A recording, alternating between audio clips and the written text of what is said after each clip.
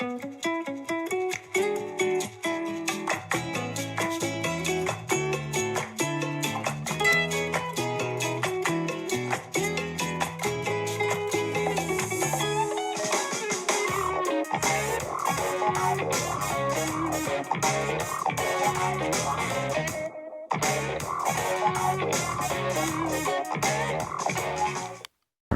back to my Legends Expanded Universe chronological timeline rating, where I go through the expanded universe according to my personal timeline order and rank each and every individual piece of media on a 10-point scale. Today I have a short story that is called Freedon Nadd, though more elaborate titles for it could be The Tale of Freedon Nadd. This was written by George R. Strayton, published in 1996, and takes place approximately 4,398 BBY. This short story was published by Weston Games, and it can be found in the Tales of the Jedi companion. This story gives background information on Freedon Nadd, a character who is a Sith, or a follower of Sith teaching at least, from the Tales of the Jedi comics, as we will see later. And so this gives his backstory, and this is really interesting because it gives a lot of context on his fall and how he falls to the dark side, which is information the comics didn't really go into. This short story depicts Freedon Nadd as being a young, bright-eyed, talented, do-good Jedi. He always looked on the bright side. He was optimistic about the future. He was gonna do right and follow the Force. He had a great spirit and wanted to do good in the galaxy. And his teachers said that he was going to be the best of them. However, they decided that they would test him to see if he's really truly going to be one of the best of them. So when the time came for knighthood to be bestowed upon the Jedi, he was bypassed. He was bypassed when they were choosing the individuals they wanted for the knighthood, as a test of if his spirit was truly as honorable as they suspected that it was. And so the masters had given this test, and he was shocked and betrayed. He had never expected that they'd pass him over. He was hurt and anguished, and suddenly this bright-eyed, happy-go-lucky, just do-good Jedi, all of a sudden he was betrayed, he was hurt, he was confused. Which is just showing how the Jedi Council, no matter what era, made mistakes. These Jedi Council didn't need clouds of the Sith to block their senses and cloud their perceptions. They were always making mistakes, even back here, because this mistake creates a Sith. So, not good, right? So he's feeling betrayed, right? And he goes to the planet of Ossus, where he meets with the Jedi who has a very interesting name, Matta Tremaine. Now, you might recognize the name Tremaine because of the prequel-era Jedi turned Inquisitor Antonis Tremaine. So it's clear that she had offspring of some kind or relatives who stayed as Jedi for generations. This is super cool to see. Antonis Tremaine, a prominent Inquisitor during, the Galactic Civil War era, and during the prequels. It is so cool to see that his family goes back generations to the Tales of the Jedi era, when some great-great-great-grandmother named Matta Tremaine was around. And Matta Tremaine was known for being incredibly gifted with the blade. She was known for her attention to detail, her attention to forms, and just her craftsmanship with the blade. She was one with the blade and was exceptional in her skill. So Matta Tremaine is this incredible warrior. And really cool connection. I love that connection, by the way. But Freedon Nadd decides she's unbiased and separate from the Masters. She prefers solitude on Ossus. So I'm going to go meet her.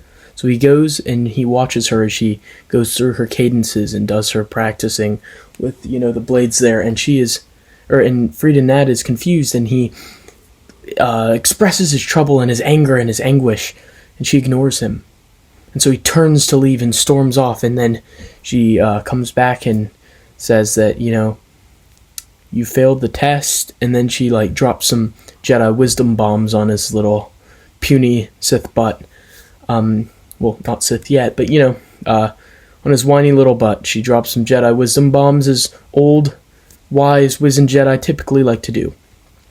And so he's surprised by this, and then he's like, what can I do to prove that I am a good Jedi? Because she's like, you aren't cut out to be a Jedi. And he's like, what can I do to prove this? And she's like, best me in combat. And so he's like, all right.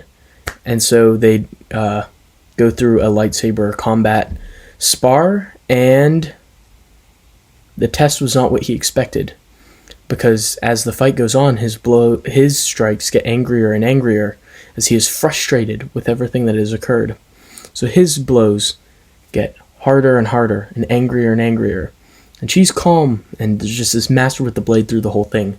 But she on purpose puts herself in a situation where he's going to strike her down, and he's striking so off balance without being delicate to his moves or trusting in the Force. He is just pure anger. And before he can stop himself, he cuts her down. And their eyes their eyes lock for a moment, and then her body isn't there. Interesting. So she becomes one with the Force, a Force ghost. There, describes that her body does not hit the ground. She just vanishes. Right.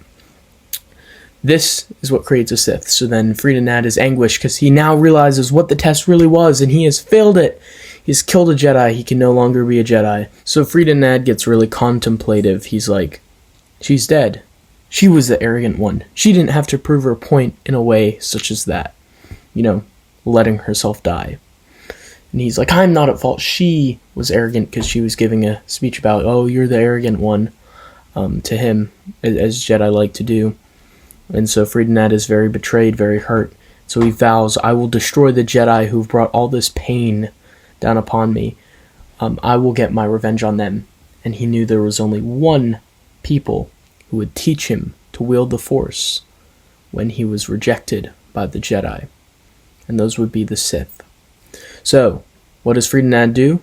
He sets a course for a planet named Ashanora or something like that in what was once the Sith Empire. So it goes deep into that blackness there that was once the Sith Empire to learn Sith teachings so that he can have his revenge on the Jedi.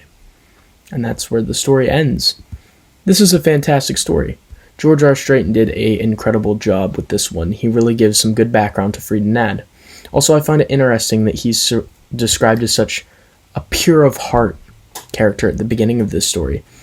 Typically with the Sith, some of them, or most of them, I should say, start out, maybe they have jealousy, maybe they have fear, maybe they have anger from the start, maybe they've been wronged, right? And that sets them down the Sith path. He's described as being not like an Anakin to where there was fear at the start. He's described as being the golden boy, the hopes of the Jedi, right? He's bright-eyed, he's optimistic. He wants a peaceful galaxy full of equality and all those great things, right? And he's just so optimistic about the future, and he smiles at the galaxy around him and is happy and content. And yet he's the one who becomes a Sith. That's good writing there, right? And I think it's also interesting, the Matta Tremaine connection is just incredibly great, and just a really solid connection there to later Star Wars events. I love stuff like that. That is perfect. That is chef's kiss. That is delightful for me, an avid EU lore junkie. That little connection there. Another detail that I really enjoyed about this story is the Jedi screwing up once again. We made a monster. That's what the Jedi just consistently do, right?